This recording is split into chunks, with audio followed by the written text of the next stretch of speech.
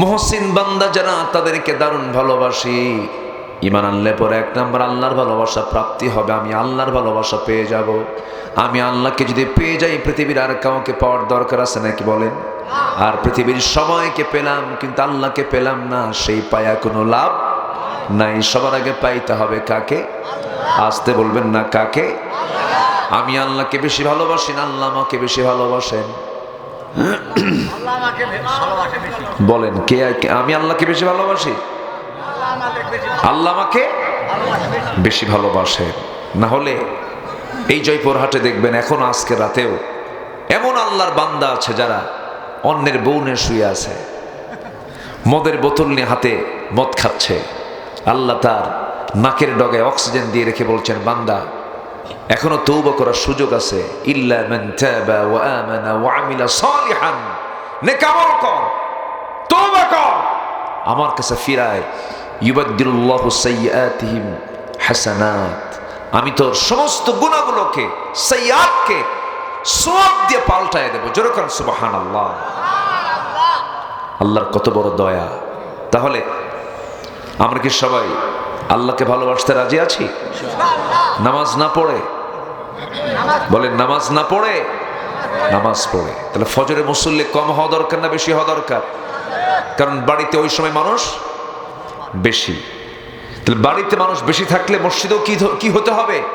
বেশি। সবচেয়ে মুসল্লি বেশি থাকতে হবে ফজরে। এটা একটি সুন্দর মুসলিম সমাজের বৈশিষ্ট্য হবে। ফজরে বেশি হবে মুসল্লি, কারণ ফজরে বাড়িতে থাকে মানুষ। জোহরে কম হবে, সবচেয়ে কম, কারণ সে কর্মের জায়গায় থাকবে। আসরে তার চাবার একটু বেশি হবে, মাগরিবি একটু বেশি হবে, এশারে আরেকটু বেশি হবে, ফজরে সবচাইতে বেশি হবে। কিন্তু আমাদের সবচাইতে কম মুসল্লি কোন সময়? ফজরে। মোট মুসল্লি 5 জন কোন অর্থে? ফজরে মোট মুসল্লি 5 জন। গ্রামে নামাজ পড়া ফরজ হয়ে গেছে এমন মুসল্লি আছে হলো 1000 জন, সেখানে 5 জন খুঁজে পাওয়া যায়। মসজিদ পাকা, টাইলসওয়ালা মসজিদ, এসি শীতাতপ নিয়ন্ত্রিত মসজিদ, মুসল্লি মোট 5 জন। 5 জন বুড়া মানুষ। তাও যখন বলা হয় চাচা মসজিদে আসছেন কেন? বুড়ো হয়ে গেছেন, আপনার না আসলেও তো আপনি তো মাজুর। বলে বাবা আমিও আসতাম না, বুড়ি না এই জন্য আসছি, বুড়ি থাকলে আমিও আসতাম না। এই হলো মুসল্লিদের দশা। আমার রাসূল বলেন, যার উপরে নামাজ ফরজ হয়েছে অথচ সে মসজিদে আসে না, আমার মনে হয় ওই বাড়ি থেকে আমি আগুন ধরায় দিই। কম কথা, আমি আগুন জ্বালায় দিতাম যদি ওই বাড়িতে যদি নারী আর শিশু না থাকতো। চিন্তা করুন, তাহলে এত বড় একটা অপরাধ আমাদের দেশের সমাজে আমরা একটা চিত্র আমরা দেখতে পাচ্ছি। ফজরে মুসল্লি নাই। আল্লাহ রাব্বুল আলামিন সূরা মারইয়ামের ভিতরে বলেন, فَخَلَفَ مِن بَعْدِهِمْ خَلْفٌ أَضَاعُوا الصَّلَاةَ وَاتَّبَعُوا الشَّهَوَاتِ فَسَوْفَ يَلْقَوْنَ غَيًّا।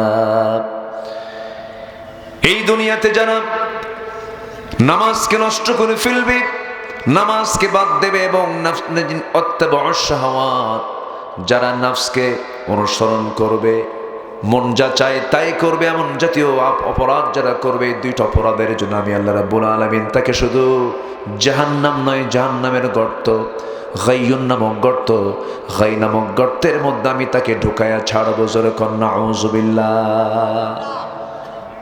গাইয়ুন নামক একটা গর্ত আছে, গাই, যে গাই গর্তকে জাহান্নাম পর্যন্ত ভয় পায়।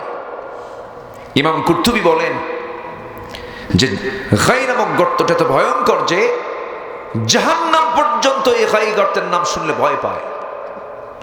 আল্লাহ শুধু এই 2 শ্রেণীকে ঢুকাবেন না, আরো 5 থেকে 6 শ্রেণীকে আল্লাহ রাব্বুল আলামিন এই গাই নামক গর্তের মধ্যে ঢুকাবেন। এর মধ্যে যারা মদ্যপান করবে, যারা জেনা করতে করতে বুড়া হয়ে যাবে, জেনা বাদ দেবে না, সুদের কারবার যারা করবে, বাপ মাকে ভাত দেবে না, অন্যের সন্তান নিজের সন্তান বলে চালায় দেবে, যে সমস্ত নারীগুলো, আল্লাহ পাক তাদেরকে জাহান্নামের এই গর্তের মধ্যে ফেলবেন। জোরে কর নাউযুবিল্লাহ। সুদের কারবার তো মনে হয় খেতলালে নাই তো?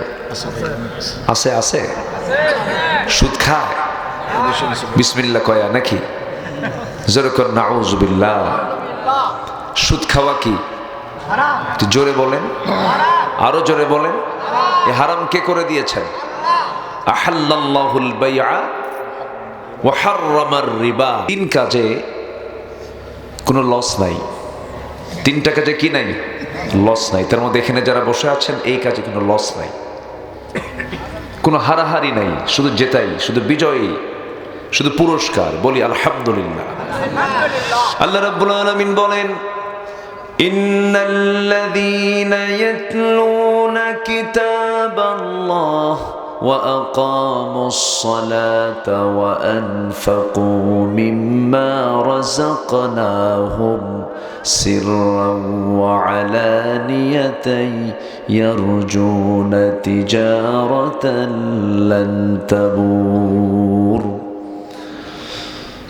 আল্লাহ রাব্বুল আলামিন সূরা ফাতিরের মধ্যে বলেন, নিঃসন্দেহে যারা তিনটা কাজ করবে, নাম্বার 1 হলো আল্লাহর কালামকে যারা সুন্দর করে তেলাওয়াত করবে, কোরআনের হক আদায় করার জন্য।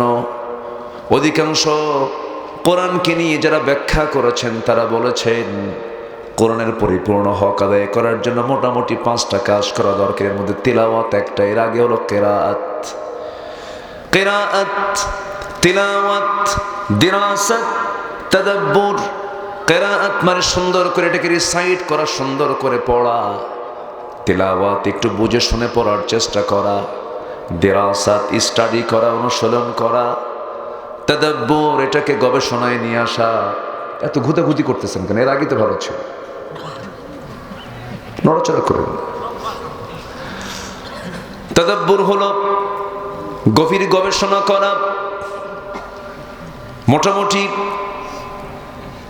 সুন্দর করে পড়া, একটু বোঝার চেষ্টা করা, স্টাডি করা, গবেষণা করা, এবং যতটুকু জানলাম, যতটুকু বুঝলাম, গবেষণা করলাম, এই কোরআনকে ব্যক্তিগত থেকে শুরু করে ব্যক্তি, সমাজ, পরিবার, রাষ্ট্র সব জায়গায় প্রতিষ্ঠার জন্য চেষ্টা করলে পরে বান্দার দ্বারা কোরআনের হকটা আদায় হয়ে যায়। সুবহানাল্লাহ।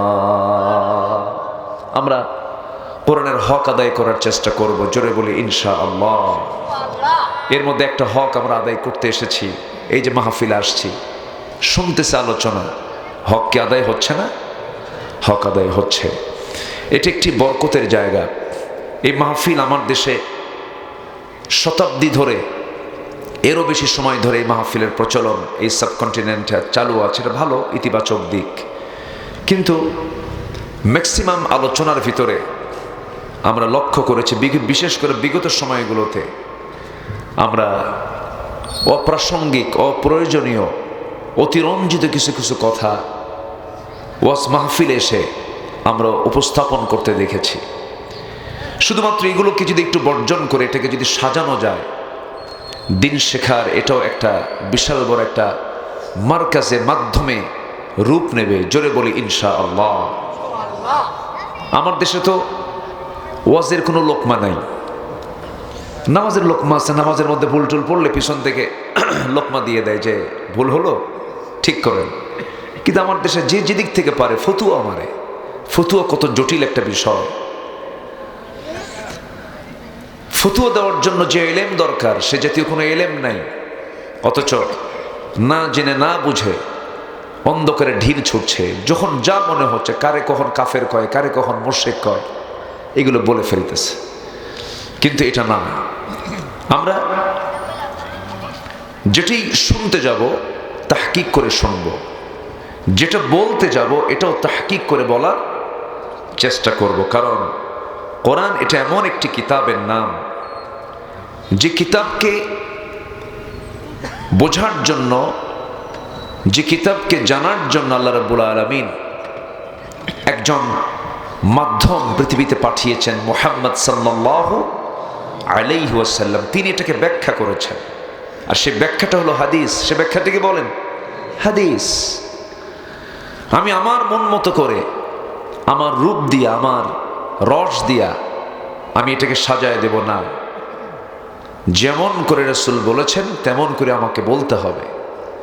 যেমন করে আমার আল্লাহ বলেছেন তেমন করে আমাকে বলতে হবে। এটাকে এফরাতও করা যাবে না, তাফরিতও করা যাবে না, মর্জি মতো খাটোও করা যাবে না, মর্জি মতো লম্বাও করা যাবে না। অর্থাৎ ইসলামের মধ্যে কোনো প্রকার বাড়তি কোনো কিছু ঢুকানোর কোনো সুযোগ নাই। সম্মানিত ভাইরা, সম্মানিত বন্ধুগণ, আসুন সেই কালামে হাকিম থেকে কিছু কথা আমি বলতে চাচ্ছি। আল্লাহ যেন আমার মুখ থেকে সেই জাতীয় কথাগুলো বের করে দেন যে জাতীয় কথাগুলো মুসলিম উম্মার জন্য এই মুহূর্তে খুবই প্রয়োজন। আল্লাহ কবুল করুন, জোরে বলি আল্লাহুম্মা আমিন। গতকালকে আমার প্রোগ্রাম ছিল বেশি দূরে নয়, মাত্র রাজবাড়ী জেলা। বেশি দূরে? ভালোই দূরে তো নাকি? অনেক দূরে, পদ্মার পাড়ে গোলন্দের মোড়ে গতকালকে মাহফিল ছিল। তা আমি আজকে এখানে ঢোকার পর, এখানে ঢুকি গাড়ি থেকে নামার পরে দেখি হঠাৎ করে ঠান্ডা। এরকম ঠান্ডা কি এরকম কি ছিল নাকি? ঠান্ডা আছে না? আজকে মনে হচ্ছে একটু বেশি বেশি শীত মনে হচ্ছে আমার কাছে। যাওয়ার সময় তো একটু ঝাঁকি মেরে যাচ্ছে, তাই না? শীত এখন যাওয়ার সময় না আসার সময়? যাওয়ার সময়। যখন বাতি নিভে যেতে নাই তখন কি হয়?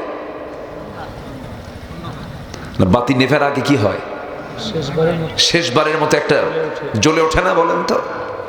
বড় একটা আলো দিই নিভে যায়। তো শীতের ভাবটা আমার কাছে মনে হচ্ছে এরকম, যেন কেমন যেন একটা তীব্র একটা শীতের আমি আভাস এখানে নেমেই লক্ষ্য করছিলাম। তো যাই হোক, কষ্ট করে এর মাঝে আপনারা আসছেন।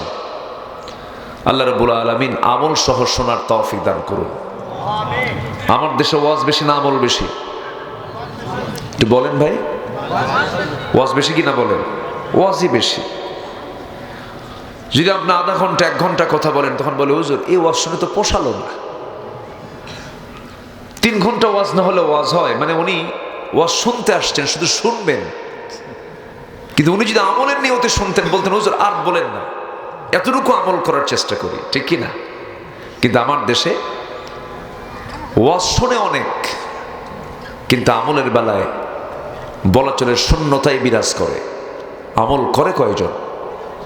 আজকে দেখেন এই মাহফিল শেষ করে আপনি ফজর নামাজে মসজিদে যাবেন, বলেন তো সবচেয়ে কোন ওয়াক্তে মুসল্লি আমার দেশে কম পাওয়া যায়? কই যান আপনি? আবার আসবেন? আসবেন তো? আসলে ছুটি পাবেন। আচ্ছা, সবচেয়ে কোন ওয়াক্তে মুসল্লি কম পাওয়া যায় বলেন?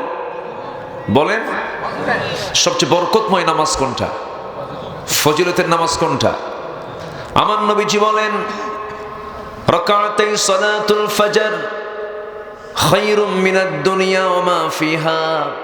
ফজরের 2 রাকাত সুন্নত নামাজের দাম এত বেশি আমার আল্লাহর কাছে, খায়রুদ দুনিয়া ওয়া মা ফিহা, দুনিয়ার মাঝে যা কিছু আছে সকল কিছুর চাইতে আমার আল্লাহর কাছে ফজরের 2 রাকাত সুন্নতের দামটাই বেশি।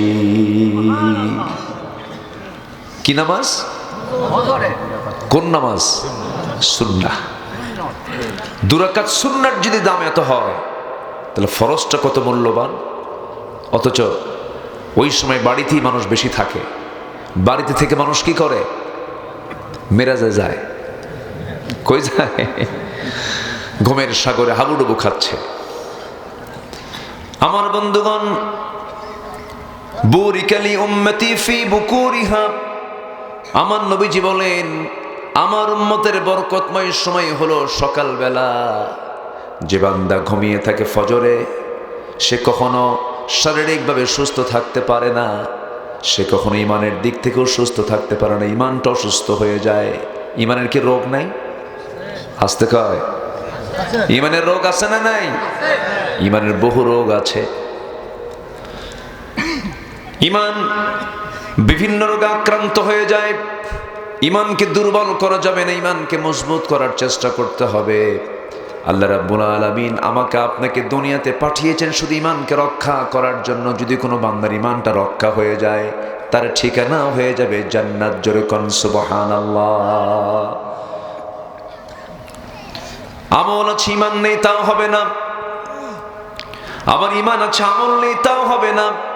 আল্লাহ রাব্বুল আলামিন বলেন, ইন্নাল্লাযীনা আমানু ওয়া আমিলুস সালিহাতি লাহুম জান্নাতুন তাজরি মিন তাহতিহাল আনহার যালিকাল ফাওজুল কাবীর। জোরে বলুন আল্লাহু আকবার। সফল যদি হতে চাও, মহা সফলতা যদি পেতে চাও, বড় সফল যদি হতে চাও, যালিকাল ফাওজুল কাবীর, তাহলে তোমার শর্ত হলো ঈমান আনতে হবে, নেক আমল করতে হবে। আল্লাহ রাব্বুল আলামিন আবার আরেক জায়গায় বলছেন, ইন্নাল্লাযীনা আমানু ওয়া আমিলুস সালিহাতি লাহুম জান্নাতুল ফিরদাউসি নুজুলা খালিদিনা ফিহা লা ইয়াবগুনা আনহা হিওয়ালা। জোরে বলুন আল্লাহু আকবার।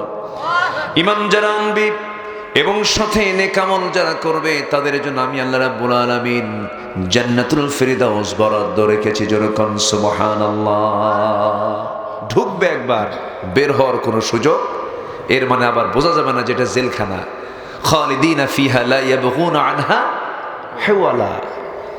সে জান্নাত থেকে বের হতে চাবে না। এত তৃপ্তির জায়গা জান্নাত, যেটা কখনো দেখেনি কেউ, কখনো শোনেনি কেউ, কখনো কল্পনাও করেনি কেউ।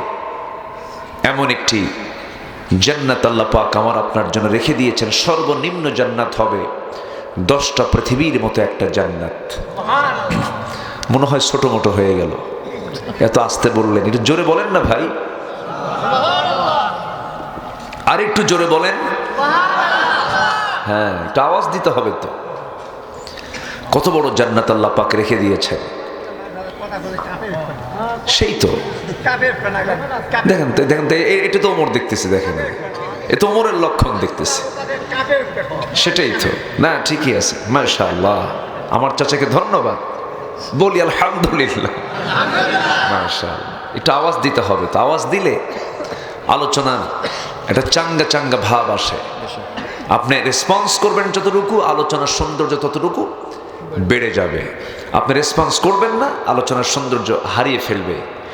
এজন্য আসুন ধীরে ধীরে আমি মূল সাবজেক্টের দিকে চলে যাই। তাহলে আমরা এসেছি দুনিয়াতে ঈমান আনতে আর নেক আমল করতে। এখানে কিন্তু এই দুটো আয়াত সূরা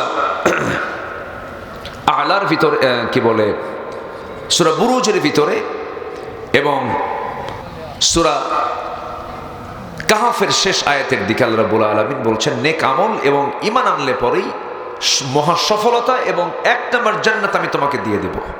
যেরকম সুবহানাল্লাহ। তাহলে নেক আমল এটা হচ্ছে আমাদের সবচাইতে বড় কাজ এই দুনিয়াতে। কিন্তু দুঃখজনক হলো সত্য, আমার দেশে সমাজে নেক আমল বেশি না বদ আমল বেশি? বলেন, নেক আমল বেশি না বদ আমল বেশি? হালাল বেশি না হারাম বেশি? হারাম বেশি। নেক আমল নেই তো। সারাটা দিন বান্দার হেলে দুলে কেটে যায়, অবহেলায় কেটে যায়, অলসতায় কেটে যায়। বিকেলবেলা কোনো কাজ পায় না। চৌমাথা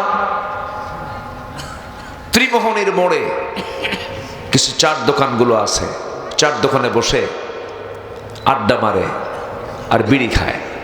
এরকম মুসলমানের সংখ্যা আমার দেশে কম না বেশি বলেন তো? আমার দেশে বিড়ি খাওয়া মুসলমান বেশি না বিড়ি ছাড়া মুসলমান বেশি? 100 ভাগ না, আমি তো খাই না। 100 ভাগ বললে তো আমিও পড়ে যাই এখানে। তা কি হলো তাই? এই যে ইনিও তো খায় না, আপনি খান। এটা কেন বললাম জানেন? উনি কামিল মাদ্রাসার প্রিন্সিপাল। আমার দেশে কিন্তু আবার চট্টগ্রাম অঞ্চলে কিন্তু এই বিষয়ে কথা বলা খুব কঠিন ব্যাপার। ওই অঞ্চলে অনেক মাদ্রাসার প্রিন্সিপালরাও বিড়ি খায়। একটু বেকায়দা আছে, এই ফতুয়া দেওয়া একটু কঠিন ওই এলাকায় গিয়ে। তো আমার আপনার তো কাজ বিড়ি খাওয়া না, আমার আপনার কাজ তো এগুলো না। আমাদের তো অনেক নেক আমল করা দরকার। আহারে, কেমন করে সারাটা দিন কি যে শুরু করে এই লাঞ্চের বিরুদ্ধে, লাঞ্চের মধ্যে শুধু ধোঁয়া ঢুকায় আর লাঞ্চকে নষ্ট করে ফেলে। এটা করা যাবে না। ওয়ালা তুলকু বিআইদিকুম ইলা তাহলুকা, নিজকে তুমি ধ্বংসের দিকে ঠেলে দিও না। কার কথা? আল্লাহর কথা।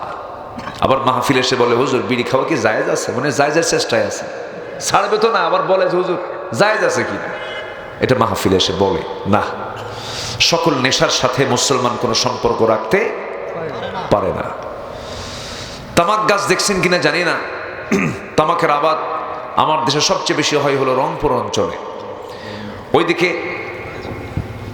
কুষ্টিয়ার কিছু অংশে হয়, ওইদিকে চট্টগ্রাম পাহাড়ি অঞ্চলে কিছু এই তামাকের আবাদ হয়। তামাকের গাছ খুব মানে সবুজ এবং খুব মানে এত সুন্দর, মানে মানে পাতার তেজগুলো কি একদম সবুজ পাতা এবং এত সুন্দর তরুতাজা, মানে এত সুন্দর তরুতাজা সবুজ গাছ খুব কমই পাওয়া যায়, মানে একদম লাউ গাছের মতো তরুতাজা। তো আমি একদিন ওই এরকম বিশাল বড় এক তামাকের মাঠের পাশে দিয়ে যাচ্ছিলাম, ভাবলাম যে এত সবুজ পাতা, যদিও তামাক হোক না কেন, কিন্তু এর তো কোনো গার্ড ওয়াল নাই, এর কোনো বেড়া নাই, তো ছাগলগুলো তো খাওয়ার কথা। আমি একজন চাষিকে বললাম, ভাই তো এই বিশাল আবাদ করছে, তো এটাকে বেড়া দেয় না কেন? গরু ছাগল খায় না, কুত্তাও খায় না, কি খায়? তাহলে দেখেন এই তামাক, এই পাতাটার ক্ষতিকর দিক ছাগল বোঝে, গরু বোঝে, কে বোঝে না? রাগ করতেছেন মনে হয়, হুজুর খুব তো মার দিলেন, বাস্তব তো তাই। জি, এটা 100 ভাগ।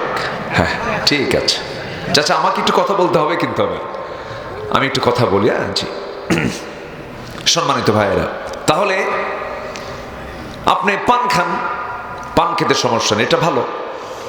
আমি আমার দাদার মুখের পান চাবানো পানটা মুখে নিতাম। দাদা নানা বুড়ো হয়ে গেলে পান খায়, 2, 3, 4, 5টা পান খেতে পারেন, সমস্যা নেই, কিন্তু সারাদিন পান খাবেন তাহলে কাজ করবেন কখন? আপনি পান খেয়ে আপনি দাঁতটা আপনি তরমুজের বিচি বানায় ফেললেন, এটা তো ঠিক না। আম্মা জানা এসে বলেন, আমার নবী যখন ইন্তেকাল করেন, ইন্তেকালের পূর্বে সহিহ হাদিস এসেছে, নবীজি আমার কাছ থেকে মেসওয়াক চাইলেন, মেসওয়াকটা আমি তাকে দিলাম। শেষ সময়ে রাসূল যখন দুনিয়া থেকে বিদায় নেন, আমি দেখেছি আমার নবীজির দাঁতগুলো মুক্তোর দানার মতো ঝিলিক মারতো, জোরে কোন সুবহানাল্লাহ। আমার নবীজির মুখের পরিচ্ছন্নতা কি পরিমাণ ছিল, সর্বক্ষণ তিনি পকেটে মেসওয়াক রাখতেন। পান খান সমস্যা নাই, কিন্তু পানের সাথে আবার হাকিমপুরি রহমতুল্লাহ আলাইহি কেন? এখানে তো প্যাঁচ লেগে গেল, এটা করা যাবে না। কেউ পুড়ে খায়, কেউ ডাইরেক্ট মারে, ওয়াকাম কোনোটাই কম না, দুটাই ক্ষতি। হয়তো বলবেন হুজুর আপনি তো ওইদিকে বললেন না, আপনার অনেক হুজুররাও তো খায়, আমি কারো বাদ দিই নাই, আমি সবাইরই বললাম। আল্লাহ পাক সকল নেশা থেকে আমাদেরকে হেফাজত করুন, জোরে বলি আল্লাহুম্মা আমিন। এগুলো ভালো আমল না, আমরা নেক আমল করার জন্য আসছি। ভালো কিছু খাবো, ভালো কিছু চিন্তা করব, ভালো কিছু আমল করব, জোরে বলি ইনশাআল্লাহ। নেক আমল করলে কিছু ফলাফল আছে, আল্লাহ পাক সেই ফলাফলগুলো কোরআনের বিভিন্ন জায়গায় পাতায় পাতায় বিভিন্ন জায়গায় তিনি দিয়েছেন। নেক আমলের ফলাফলগুলো কি আজকে এই বিষয়ে আমার আলোচনার সাবজেক্ট। যদি কোনো বান্দা নেক আমল করে, আল্লাহ পাকের পক্ষ থেকে তার জন্য শ্রেষ্ঠ 10টা ফলাফল আছে, শ্রেষ্ঠ পুরস্কার আছে, যেরকম সুবহানাল্লাহ। আমি একটাও কি বলেছি? আমি একটাও বলেছি এ পর্যন্ত না। তাহলে আলোচনা কেবল কিন্তু শুরু হচ্ছে। আমি তো প্রথমে হতাশ হয়েছিলাম যে লোকজনগুলো গেল কোথায়, লোকজন পাচ্ছি না তো, কিন্তু লোকজন তো এখনো আসতেছে। এই এলাকার মানুষ কি 12টার পরেও আসে লোকজন নাকি? জি, সবাই বসে পড়ুন। তাহলে নেক আমলের ফলাফল আমরা আজকে শুনে যাব। ফলাফল জানলেই তো আমল করার একটা আগ্রহ বাড়বে, তাই না? এই জন্য আমরা ফলাফলগুলো কি, নেক আমল করলে কি ফলাফল পাওয়া যায়, এই ফলাফলগুলো আজকে আমরা জানবো নেক আমল করার জন্য। জোরে বলি ইনশাআল্লাহ। আল্লাহ রাব্বুল আলামিন বলেন, নেক আমল করলে পরে 1 নাম্বার হলো আমি আল্লাহ রাব্বুল আলামিন তোমাকে ভালোবাসবো। আল্লাহর ভালোবাসা যদি কোনো বান্দা পেয়ে যায়, তার তো কোনো টেনশন নাই। আল্লাহ রাব্বুল আলামিন সুন্দর করে বলছেন, وَأَنفِقُوا فِي سَبِيلِ اللَّهِ وَلَا تُلْقُوا بِأَيْدِيكُمْ إِلَى التَّهْلُكَةِ وَأَحْسِنُوا ইন্নাল্লাহা ইউহিব্বুল মুহসিনিন। জোরে বলুন আল্লাহু আকবার। আমি আল্লাহ রাব্বুল আলামিন মুহসিন বান্দা যারা তাদেরকে দারুণ ভালোবাসি। ঈমান আনলে পরে এক নম্বর আল্লাহর ভালোবাসা প্রাপ্তি হবে, আমি আল্লাহর ভালোবাসা পেয়ে যাব। আমি আল্লাহকে যদি পেয়ে যাই পৃথিবীর আর কাউকে পাওয়ার দরকার আছে নাকি বলেন? আর পৃথিবীর সবাইকে পেলাম কিন্তু আল্লাহকে পেলাম না, সেই পায়া কোনো লাভ নাই। সবার আগে পাইতে হবে কাকে? আসতে বলবেন না কাকে? আমি আল্লাহকে বেশি ভালোবাসি না আল্লাহ আমাকে বেশি ভালোবাসেন? বলেন কে? আমি আল্লাহকে বেশি ভালোবাসি, আল্লাহ আমাকে বেশি ভালোবাসে। না হলে এই জয়পুরহাটে দেখবেন এখন আজকে রাতেও এমন আল্লাহর বান্দা আছে যারা অন্যের বউ নিয়ে শুয়ে আছে, মদের বোতল নিয়ে হাতে মদ খাচ্ছে। আল্লাহ তার নাকের ডগায় অক্সিজেন দিয়ে রেখে বলছেন, বান্দা এখনো তওবা করার সুযোগ আছে। ইল্লা মান তাবা ওয়া আমানা ওয়া আমিলা সালিহান, নেক আমল কর, তওবা কর, আমার কাছে ফিরায়। ইউবাদদিলুল্লাহু সাইয়্যাতিহিম হাসানাত, আমি তোর সমস্ত গুনাহগুলোকে, সাইয়্যাতকে সওয়াব দিয়ে পাল্টায় দেব। জোরে করেন সুবহানাল্লাহ। আল্লাহর কত বড় দয়া। তাহলে আমরা কি সবাই আল্লাহকে ভালোবাসতে রাজি আছি? নামাজ না পড়ে বলেন, নামাজ না পড়ে, নামাজ পড়ে। তাহলে ফজরে মুসল্লি কম হওয়া দরকার না বেশি হওয়া দরকার? কারণ বাড়িতে ওই সময় মানুষ বেশি। তাহলে বাড়িতে মানুষ বেশি থাকলে মসজিদেও কি হতে হবে? বেশি। সবচেয়ে মুসল্লি বেশি থাকতে হবে ফজরে। এটা একটি সুন্দর মুসলিম সমাজের বৈশিষ্ট্য হবে। ফজরে বেশি হবে মুসল্লি, কারণ ফজরে বাড়িতে থাকে মানুষ। জোহরে কম হবে, সবচেয়ে কম, কারণ সে কর্মের জায়গায় থাকবে। আসরে তার চাবার একটু বেশি হবে, মাগরিব একটু বেশি হবে, এশারে আরেকটু বেশি হবে, ফজরে সবচাইতে বেশি হবে। কিন্তু আমাদের সবচাইতে কম মুসল্লি কোন সময়? ফজরে। মোট মুসল্লি 5 জন কোন অর্থে? ফজরে মোট মুসল্লি 5 জন।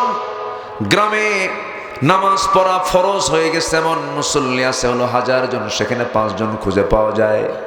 মসজিদ পাকা, টাইলসওয়ালা মসজিদ, এসি শীততাপ নিয়ন্ত্রিত মসজিদ, মুসল্লি মোট 5 জন। 5 জন বুড়া মানুষ। তাও যখন বলা হয় চাচা মসজিদে আসছেন কেন? বুড়ো হয়ে গেছেন, আপনার না আসলেও তো আপনি তো মাজুর। বলে বাবা আমিও আসতাম না, বুড়ি না এই জন্য আসছি, বুড়ি থাকলে আমিও আসতাম না। এই হলো মুসল্লিদের দশা। আমার রাসূল বলেন, যার উপরে নামাজ ফরজ হয়েছে অথচ সে মসজিদে আসে না, আমার মনে হয় ওই বাড়ি থেকে আমি আগুন ধরায় দিই। কম কথা, আমি আগুন জ্বালায় দিতাম যদি ওই বাড়িতে যদি নারী আর শিশু না থাকতো। চিন্তা করুন, তাহলে এত বড় একটা অপরাধ আমাদের দেশের সমাজে আমরা একটা চিত্র আমরা দেখতে পাচ্ছি। ফজরে মুসল্লি নাই।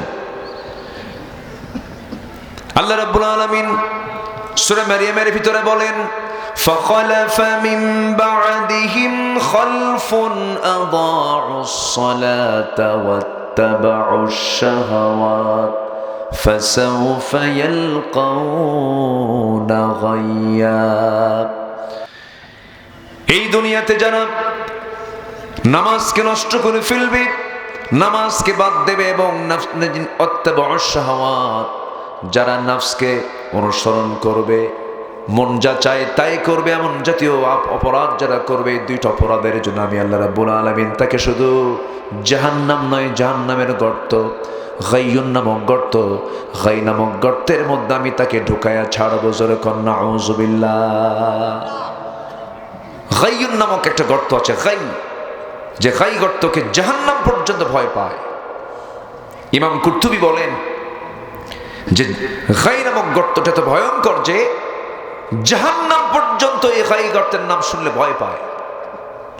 আল্লাহ শুধু এই 2 শ্রেণীকে ঢুকাবেন না, আরো 5 থেকে 6 শ্রেণীকে আল্লাহ রাব্বুল আলামিন এই গাই নামক গর্তের মধ্যে ঢুকাবেন।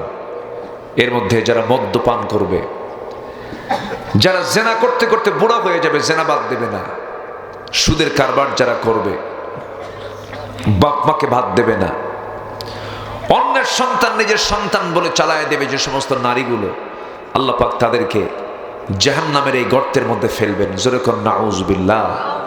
সুদের কারবার তো মনে হয় খেতলালে নাই তো, আছে আছে, সুদ খায়, বিসমিল্লাহ কয়া নাকি? জোরে কোন নাউজুবিল্লাহ। সুদ খাওয়া কি? একটু জোরে বলেন, আরো জোরে বলেন। এই হারাম কে করে দিয়েছেন? আহাল্লাল্লাহুল বাইআ ওয়া হাররামার রিবা। আল্লাহ